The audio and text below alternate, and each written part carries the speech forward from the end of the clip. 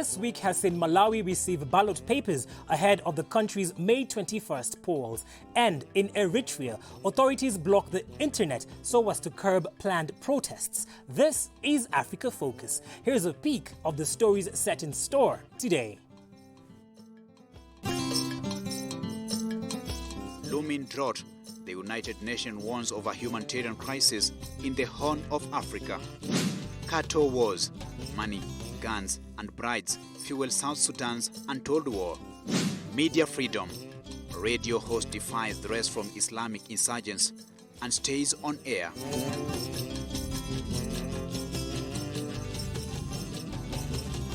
I'm Lenny Rashid, and our sign language interpreter is Teresia Washira. Before we get into the main stories, let's take a look at the news that made the headlines around the continent. Sudan's military leaders have reached an agreement with the country's popular opposition movement for a 3-year transition to a fully civilian administration after President Omar al-Bashir was toppled in a military coup last month following 4 months of demonstrations. At a joint press conference in the early hours of Wednesday, the military council said that the deal would be signed within 24 hours, which would include the formation of 2 ruling bodies, a sovereign council and a 300-member legislature, to run the country until elections are held. 2/3 of the seats in the legislature will go to members of the opposition movement that spearheaded the protest, the Declaration of Freedom and Change's forces, while the rest will be taken up by groups not part of the alliance. The announcement came after at least 4 people were killed on Monday in new clashes between protesters and the security forces. Many in the protest movement remain suspicious of the military leaders, most of whom had loyally served President Bashir for decades. French troops in Mali bade a final farewell on Sunday to their fallen comrades in arms who died in a hostage rescue mission in Burkina Faso. Naval Special Forces officer Cedric de Pierrepoint and Alain Batenselo were killed as they carried out a daring nighttime raid to rescue 4 hostages, 2 French, an American and a South Korean.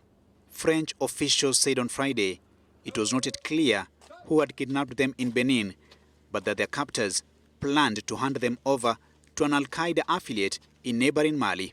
Jihadist groups with links to Al-Qaeda and Islamic State have expanded their presence across West Africa's Sahel region, a strip to scrubland beneath the Sahara Desert in recent years, and taken a number of Western hostages. France, the former colonial power in the region, intervened in Mali in 2013 to halt an advance by Islamist militants and has kept about 4,500 troops in the Sahel since then. Thousands of residents fled their village in Nigeria's northeast Borno state, fearing renewed attacks by Boko Haram after a recent raid by the jihadists. Residents of Molai village, 5 kilometers outside Maiduguri, the Borno capital, have poured into the city following a raid by Boko Haram militants last week, in which 6 people were killed and dozens of homes were burnt. Many of the 9,000 people resident in Mosai have fled, taking shelter in displaced camps in the city, others logging or renting around the city. Across northeast Nigeria, 1.8 million people remain displaced. Boko Haram has in the recent weeks stepped up attacks on military and civilian targets, raiding bases and villages. At least 27,000 people have been killed in Nigeria alone from Boko Haram's almost 10 years insurgency. Thousands of Algerian students on Tuesday demonstrated in the capital Algiers and in other cities to demand the departure of government officials linked to the regime of former President Abdelaziz Bouteflika. The protest in Algiers saw more than 5,000 students and academicians march past a security cordon to the city's parliament building. Demonstrators chanted slogans against Parliament Speaker Mouad Bouachareb, a leading member of Bouteflika's National Liberation Front Party, demanding that he step down immediately. They also chanted slogans against interim President Abdelkader Ben Saleh and Prime Minister Nordin Bedoui, along with the latter's interim government. One group of protesters marched to the capital's Sidi Mohammed Magistrate Court, which is responsible for investigating government corruption. The 82-year-old Abdelaziz Bouteflika announced his resignation earlier last month following weeks of popular demonstrations against his 20-year rule. The United Nations has warned of a looming drought-related humanitarian crisis in Somalia, where about 1.7 million people may face food insecurity until June. In 2018, a drought left about 6.2 million people in need of emergency aid such as food, water and shelter. Somalia is home to an estimated 15 million people, with some of the population depending entirely on humanitarian agencies for food aid. During a visit to Baidoa, the interim capital of Southwest State, the acting deputy special representative of the UN Secretary-General for Somalia, George Conway, issued the warning while he was assessing the effects of the prolonged drought on vulnerable populations in the area. A major challenge right now is the underfunding of the 2019 humanitarian response plan. Currently in May, only funded to 19% for the year, which is very worrying with the current extent of the humanitarian crisis that's evolving as we see it now. And this requires strong advocacy with donor and financing partners to expand and take the humanitarian response back to scale, so we don't find ourselves in Somalia in a situation where people are moving increasingly into crisis and potentially over the edge from crisis into more disastrous conditions. Conway said the situation required strong advocacy with donor and financing partners to bring the humanitarian response up to scale so as to avert crisis. According to the United Nations Office for the Coordination on Humanitarian Affairs, OCHA, drought conditions in the 2018-2019 Dehir rainy season have led to an increase in the number of people designated as food insecure in Somalia since October of last year. We are here together with the UN and the Humanitarian Fund to see a couple of projects that have received funding through this fund. In addition, we also have direct partnerships with the Norwegian Refugee Council, which is a big NGO in Somalia. We are also supporting Save the Children, and we have met with partners from those organizations today. We've visited a couple of projects, and we've met some of the people, and we got the possibility to interact and ask questions and learn about the situation, especially for the growing IDP population in this part of the country. OCHA warned that the deterioration into crisis conditions is expected in many pastoral and agro-pastoral areas due to funding shortfalls that may hamper a full implementation of the planned food assistance. The day-long trip included a visit to temporary shelters in Baidoa to assess the living conditions of internally displaced persons and weigh up appropriate measures to alleviate their suffering.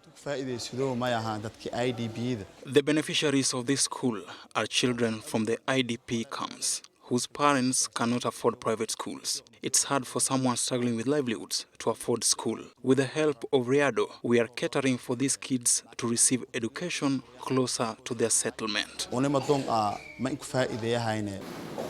The visiting delegation also held discussions on the unfolding humanitarian crisis with the president of Southwest State, Abdiaziz Hassan Mohammed, and representative of non-governmental organizations who work with IDPs. Last year, a drought spanning 4 consecutive below-average rainy seasons left about 6.2 million people in need of emergency aid, such as food, water and shelter. That prompted the UN to launch an aid appeal of $1.6 billion to help address the crisis. We received today a delegation that came to assess the humanitarian situation in Southwest, particularly in Baidoa. They toured some IDP camps, and we collectively discussed the pressing challenges, mainly the delayed and scanty rains. To prevent the situation from worsening, the Norwegian government is already supporting a number of projects in Baidoa and planning to boost humanitarian support in Southwest State in conjunction with the UN. Nurta Abdi Osman was displaced by the drought from the settlement of Hawal Barbar, which is situated 30 kilometers outside of Baidoa. She lamented the shortage of water and the mounting humanitarian needs at the Halwadagad camp where she is now living. Since coming here, our challenges multiplied. There's an extreme shortage of water. There was no education for our children when we came, but now there is Halwadang Primary School providing the much-needed learning opportunities for our kids. The needs of the IDPs in this camp are huge, and we need assistance from the international community and the Southwest administration. Fadumo Ali Mohammed, a 45-year-old mother who was also displaced by the prolonged drought in the Bakul region of the state, thanked donors for constructing a borehole in the Hanano camp because the project has helped alleviate their plight. The delegation also visited a school project at the Halwadaag camp to witness the efforts being made by local NGOs to educate children uprooted by the ongoing drought. South Sudan has a long history of cattle raiding, but where once the practice was carried out using spears and regulated by traditional cultural norms, raiders are now more heavily armed, better organized and more vicious. The result has been a marked increase in lives lost through cattle raiding activities, and with the attention elsewhere, armed raiders are launching increasingly deadly military-style attacks on rival camps with women and children among the victims. Money, guns and brides fuel South Sudan's cattle wars. For the herder communities of South Sudan, this field of cattle is effectively a living bank account. For many, this is their only source of income, an asset seen as more important than currency. So it's no surprise that these prized animals are often the subject of cattle raids. But after the outbreak of civil wars, guns replaced traditional spears as the weapon of choice of raids and defense against them. It's good to have a weapon because it helps you to protect the cattle from people who want to steal them and from wild animals. Since a power-sharing truce that was signed in September 2018, bloodshed from the conflict has lessened but has increased in cattle raids. Cattle raids have become violent because of the weapons. Back when we used to fight with spears, nobody died. In the Nuer and Dinka cultures, the country's two most important herder communities, the cow is everything. The reverence of cattle even finds its way into marriage customs. In South Sudan, it's common practice for men to purchase a wife in exchange for a given amount of cows or use cattle as dowry. The best cow in South Sudan could cost $700, $600 per cow. So, and that is the first class cow. So you can see that how important a cow is in society. If you have hundreds of cattle, you have millions of dollars, of course, at the end of the day. According to UN peacekeeping mission in South Sudan, 218 members of herder communities were killed this January in tit-for-tat attacks, almost 3 times more than were killed in 4 months from October 2017 to January 2018. Coming up after the break. 25 years after the end of apartheid, Soweto Victoria's embrace white people music. We're taking a water break. Don't touch that dial. Keep it switched.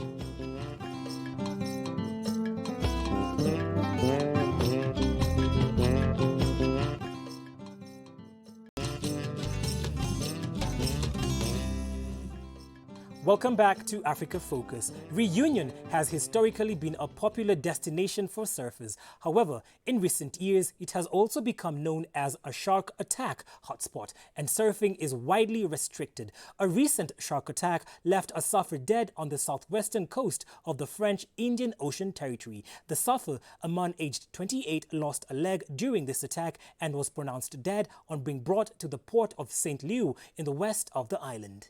Reunion has historically been a popular destination for surfers. However, in recent years, it has had a huge increase in shark attacks since 2011 on the island, which has prompted local authorities to step up or rather improve their alert systems. Water sports enthusiasts, including surfers, are more vulnerable to shark attacks, prompting authorities to call for the utmost vigilance in view of the high risks. Former surfer Maheb Rugat said he has stopped surfing in light of this crisis, having lost 3 people close to him due to shark attacks. It was just because of sharks that I stopped surfing. There's no other way to say it. 3 people close to me died because of attacks, and after that, it's hard to go back into the water. There's just a realization. Maybe when I was younger, my naivety meant I could go into the water despite the crisis. I carried on surfing for about 5 years. But when it's people that you see every day who disappear as a result of surfing or another activity that you're always doing, it makes you question yourself and you become more responsible than you were before. So for me, it's 100% the attacks that stopped me from surfing. Ouais, c'est 100% les attaques qui m'ont conduit à arrêter le surf.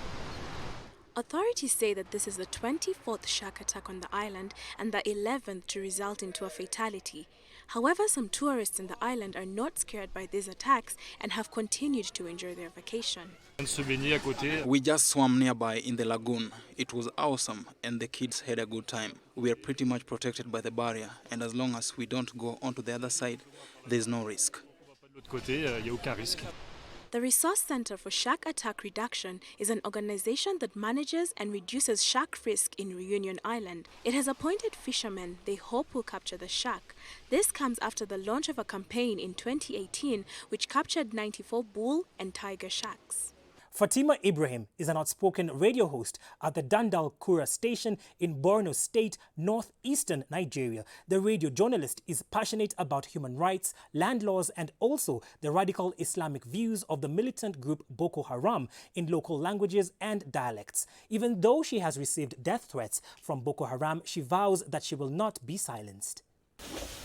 It's morning and Fatima Ibrahim is getting dressed for work in Maiduguri, northeastern Nigeria.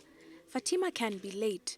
She's the host of popular morning radio show Haki Numnon, which means know your right in the Kanuri language. Fatima discusses human rights, land laws, and also the radical Islamic views of military group Boko Haram in local languages and dialects. I have a passion for it because the radio, most especially the Dandal Kura radio, is a radio which is based for the voice of the Lake Chad Basin, most especially those people that are affected by the insurgency. And Dandal Kura is to broadcast in two voice, Kanuri and Hausa language. The northeast of Nigeria, Sub-Saharan Africa's biggest energy producer, is the main battleground in its decade-long fight against Boko Haram and fellow Islamist insurgent group Islamic State West Africa Province. The region is also plagued by clashes between farmers and herders in which hundreds have died. Dandal Kura Radio is running a program on peace building, and they enlighten people, especially about the insurgency Boko Haram, that they should surrender and embrace peace, and also for those that have not yet engaged, that they should get the right knowledge and choose peace. Over the years, the station has received videotapes from the extremists decrying their operations and vowing to behead the women that work there. It is not necessary that until the police or the soldier come and stay wherever you are, that means that you are secure. No. Even a person as a human being, there is some ethics that you also be guided so that you feel that you are secured. Fatima says she is undeterred by their threats and has even taken her own safety precautions. Quite sure we have a large number of media outlets in this region and these states alone, but they don't want to talk about the insurgency or terrorism because of their self-security. The radio station was started in 2016 and claims to have about 10 million listeners in northern Nigeria and parts of Chad and Cameroon. The broto horn is a traditional musical instrument played in the Central African Republic by the ethnic group from which it derives its name. The playing of the horn is a practice that dates back years. However, it's also increasingly under threat as the traditions that accompany it are gradually lost with the passing of time. Central African broto blower raises the thick blistered trunk that serves as his instrument and sticks his mouth on the thinnest end. Suddenly, his eyes widen. His cheeks swell and a muffled roar escapes his trunk. What I like is that it was our ancestors who taught us. And I too have taken on children to teach them in time.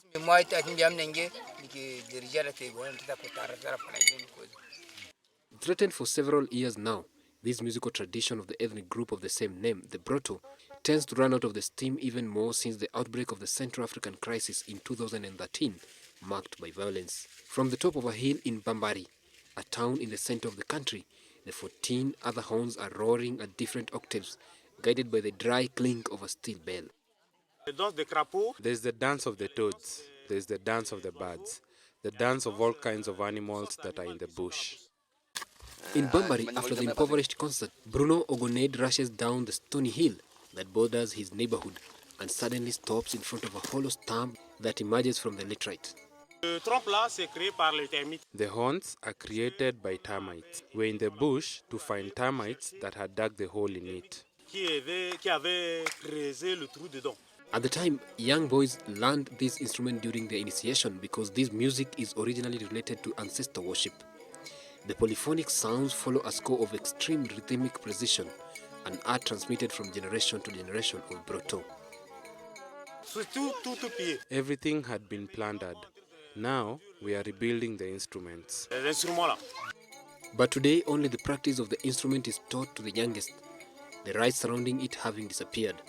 Guardian of this tradition, Mr. Oguned is, for example, unable to explain what precise function could have this instrument in his ancestors.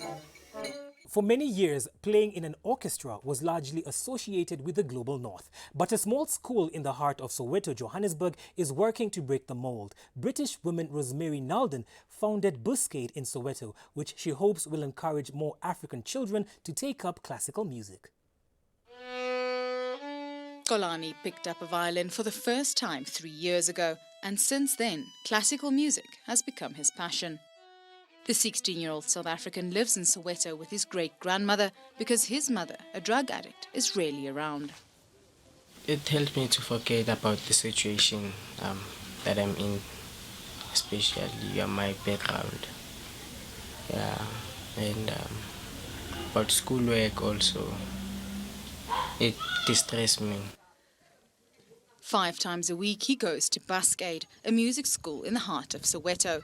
It was opened by Rosemary Nalden in 1997 after the end of apartheid. For the 75-year-old English violinist, music is not just about getting neighborhood kids off the street. Sometimes it's about finding a special talent like Kolani. So I got a violin out and stuck it under his chin, and I could see almost immediately that it just fitted, it worked. He's physically very talented and he's musical. During apartheid, playing classical music was a skill mostly reserved for white South Africans. But for more than 20 years, Rosemary has worked to address this injustice, and she does so with painstakingly high standards.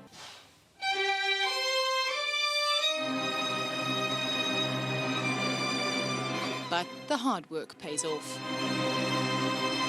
At first, maybe the first few months or years for some, you could say she's very strict and you can't handle her, but as time goes on, you get to see why she does this the way she does it, because that's the only way you're gonna get it, you know. Through hours of work and determination, 19-year-old Mzwandile became first violin. His next dream? To join a prestigious international orchestra away from Soweto. On Africa Focus, we love hearing from you, so make sure you get interactive with us on our various social media pages. Remember, you can view this program along with our wide array of other programs on DSTV channel 268. On behalf of the entire team here on Africa Focus, thank you for keeping us company on this journey. Do enjoy the rest of your viewing.